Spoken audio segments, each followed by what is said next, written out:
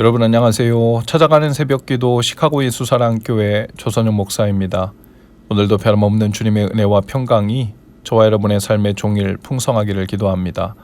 오늘 말씀은 시편 57편 1절에서 6절까지 말씀입니다. 제가 읽어드리지요. 참으로 하나님 나를 불쌍히 여겨주십시오. 불쌍히 여겨주십시오.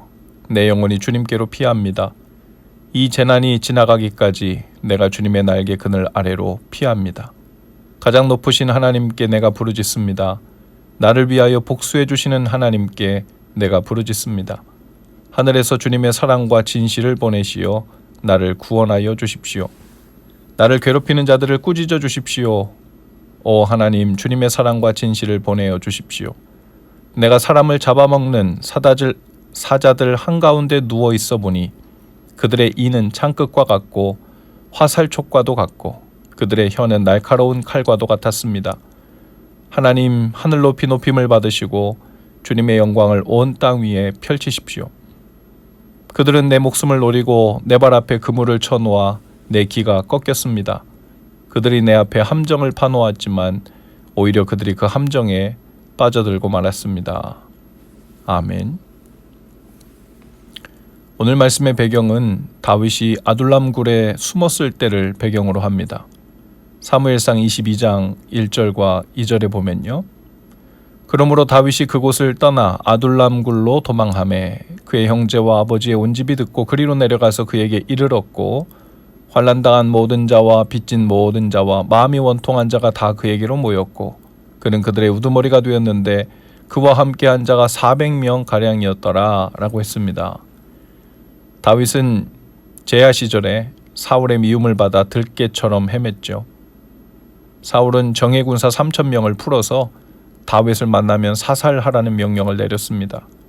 그들은 다윗을 죽이려고 혈안이 되었지요. 다윗이 있는 곳을 신고하면 포상금도 준다고 했습니다.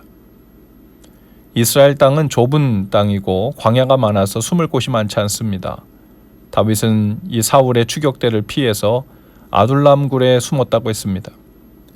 아둘람 굴은 겉으로는 굴이 있는 것처럼 보이지 않지만 그 속으로는 무려 400~500명이 들어갈 정도로 큰 공터가 있다고 해요. 다윗이 아둘람 굴에 숨었을 때 뜻있는 400명이 다윗에게 모였다고 했지요. 그런데 환난당한 모든 자, 빚진 자들이 모였다고 했습니다. 원통한 자 곧 한을 품은 자들이 모였다고 했습니다.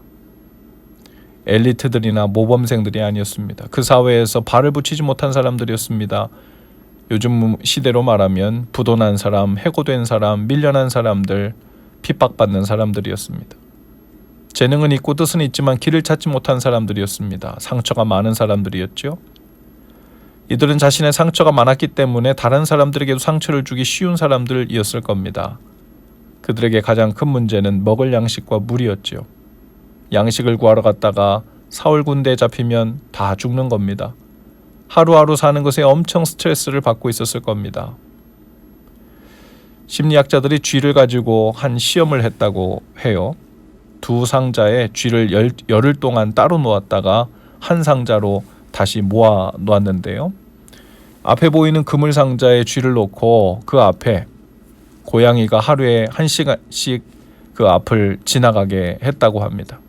쥐들은 서로 이제 스트레스를 받기 시작합니다. 처음에는 다른 상자에서 한 상자로 옮겨오게 된 쥐들을 서로 물었다고 해요. 시간이 지나자 이번에는 함께 있던 쥐들을 물어 뜯기 시작했고 나중에는 이 고양이들과 함께 있지 않았어도 스스로 장출혈이 일어나고 위궤양이 되고 고혈압이 되고 우울증이 되어 암이 됐다고 합니다. 나중에는 가만히 있어 움직이지 않아도 정신병자처럼 되었다는 거예요. 스트레스가 지속적으로 노출되면 어떤 일이 일어나는지 이 실험을 통해서도 보게 되는 거죠. 사람도 마찬가지일 겁니다.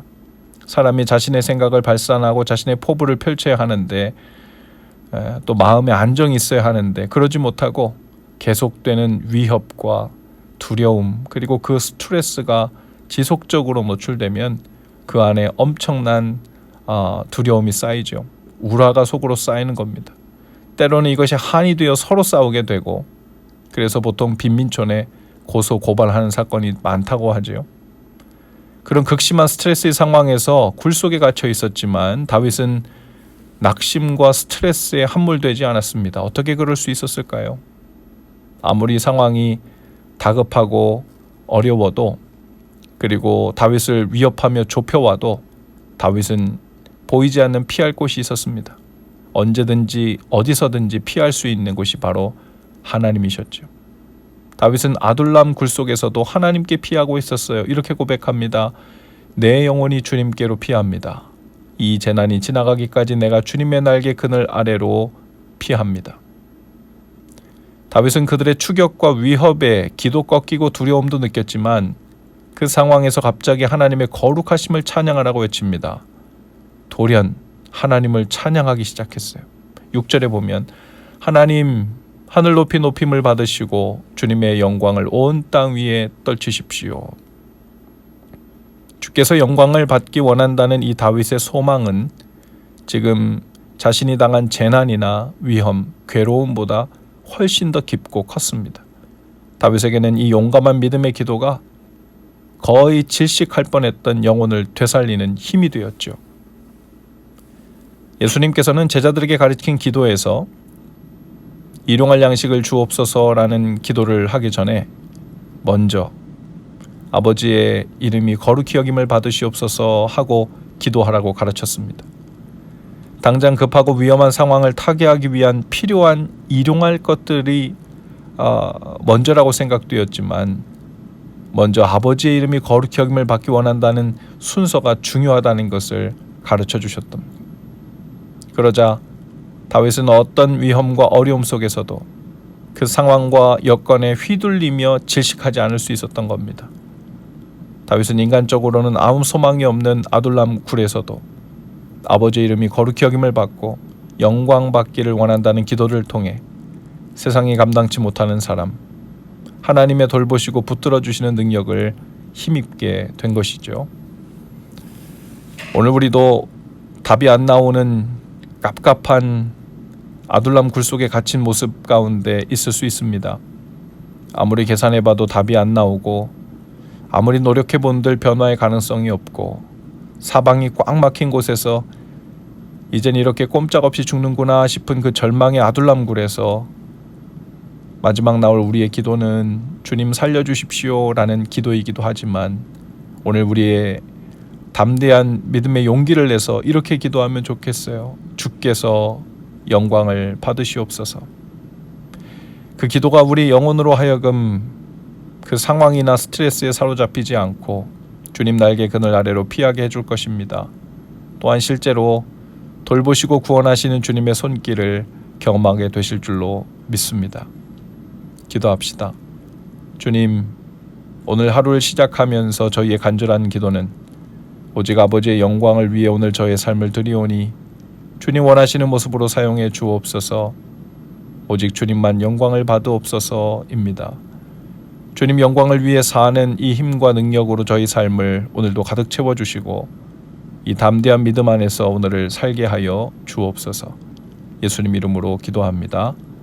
아멘. 여러분 오늘도 예수 사랑으로 화이팅입니다. 내일 아침에 다시 찾아뵙지요.